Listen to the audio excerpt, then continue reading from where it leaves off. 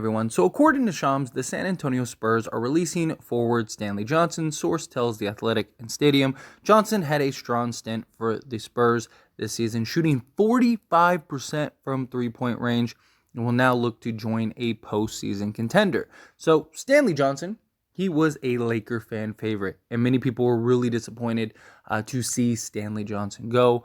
Stanley Johnson ends up going to Utah, gets bought out by Utah, and then ends up going to the San Antonio Spurs. He gets bought out by the Spurs, and now many people are like, hey, let's get Stanley Johnson back, right? The Utah Jazz, they went and bought him out after a trade or waived him, and then he goes to another team. That team waives him, boom. Lakers are primed and ready to go and sign Stanley Johnson. But hold your horses, a couple things to that. One, Stanley Johnson has to want to return to the Lakers. Is that something he wants to do? The report says that he wants to go to a contender, a postseason contender. For being honest, as much as we love the Lakers and as optimistic as I have been this season, and I still believe that the Lakers can make the playoffs, and once they make the playoffs, good luck to the other teams, but realistically, does Stanley Johnson look at us and go, oh, that's a team that can be a contender, that's a team that I could be on? Also, does Stanley Johnson believe that he would get burned, right? Is he going to go and get some play time? That's a huge factor, I imagine. I assume that he would want to go to a team where he can actually play a decent amount of minutes, nothing too crazy, but, play a fair amount of time. And the question is, how much would he play with the Lakers now that we have, Jared Vanderbilt, Winning Gabriel, Rui Hachimura, LeBron James, Anthony Davis, Mo Bamba, right? Like all of these pieces. How much is Stanley Johnson really going to be able to play? Now, obviously, we would love to have him. We'll dive into Stanley Johnson and what his impact on the Lakers could be in a moment. But one thing that I want to sort of touch on is, unfortunately, the Lakers cannot sign him still. He would have had to been traded from the Utah Jazz to the Spurs and then waived. It's just kind of this little gimmick that the CBA has. And unfortunately, because he was picked up, waived, the Lakers can still not technically sign him. However, there is a small chance that it can still happen. So essentially what would have to boil down is Stanley Johnson, he got waived. The league would have to see that Stanley Johnson, no one picked Stanley Johnson up. So basically no other team, let's say no other team is like, I want Stanley Johnson, which I don't know if that's the case. I imagine some team would take a flyer on him. I mean, he has like 8 years of experience and he's still 26 years old. So he's still relatively young, solid defender, and shooting the three ball incredibly well. I think this was more of like hey, I don't want to be on a rebuilding. I want to go to some contender.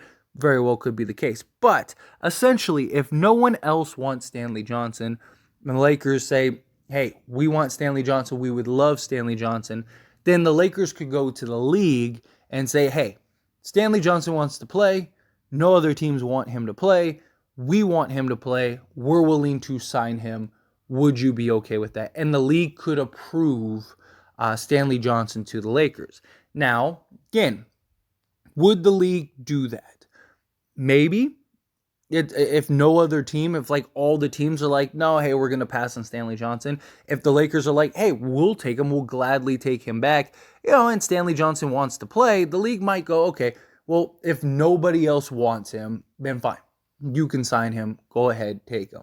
But realistically, they might look at it as well, we can't take the risk of it being perceived as favoritism, right? This rule was put into place because of Ilgauskas back in the Cavs days, Andrew Bogut, and that rule. Many people actually compare it to and call it the Andrew Bogut rule.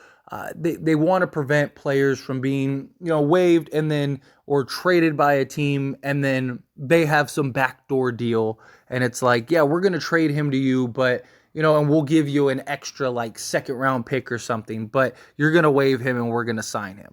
That's the idea, is to keep that from being a thing. But regardless, if nobody wants him, I still don't know if the NBA says okay, just because then that could open a can of worms for all kinds of scenarios, right? And the NBA doesn't want the headache. Hey, if a team doesn't want him, you can wait and then sign him when the time comes. Now, as far as like the Lakers and his fit. So let's say everything goes perfect.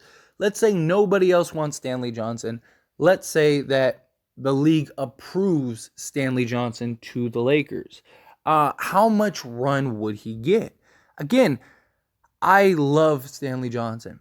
He really was a fan favorite on this team. He's somebody that I've followed since college days, right? He's a guy that I believe that could really come in and, in the minutes that he plays, be a real bright spot, as he was in the last stint with us. Now, before this whole trade and everything, he made a lot more sense, right? We really needed a sizable wing that could play defense, rebound, knock down the three ball to some extent, and just be a solid rotation guy, right? Well, then we traded for Rui Hachimura, and it was like, okay, well, now Stanley Johnson becomes less important, although, hey, you can't have too many 6'8", 6'9" wings, like, right? Okay, maybe we still look at Stanley Johnson. And then we did this trade for Jared Vanderbilt, and we got Mo Bamba.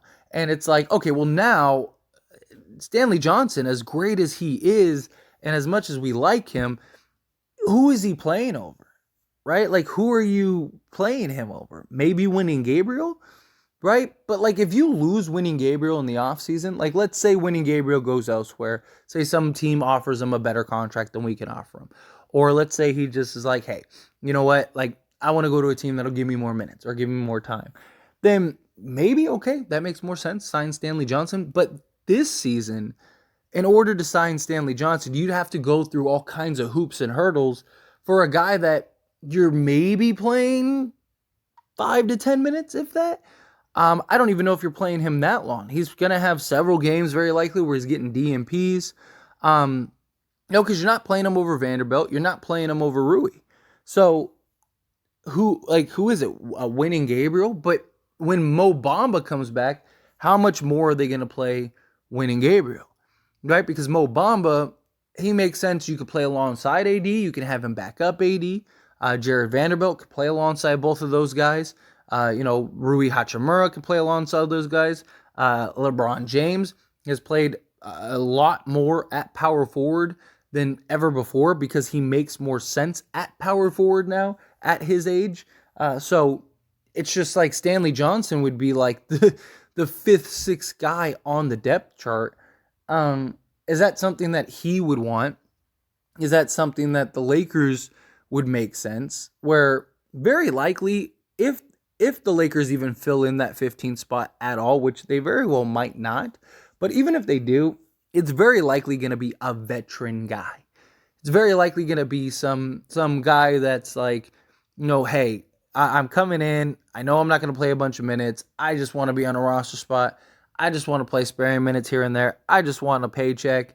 So I'll come in, be a locker room guy, be a veteran guy, be a guy that can, help these young guys. That's probably what the Lakers are doing. Or it's something like an RJ Hampton who's like 22 years old. And it's like, okay, well, we can get him and then maybe develop him, right? He's a project. He's a guy that's going to need some work, that's going to need some time to develop. It's going to need some time to turn into something. And so the Lakers look at it and go, okay, well, let's grab him and maybe we can develop him into something. If we can, then great. Those are probably the two options.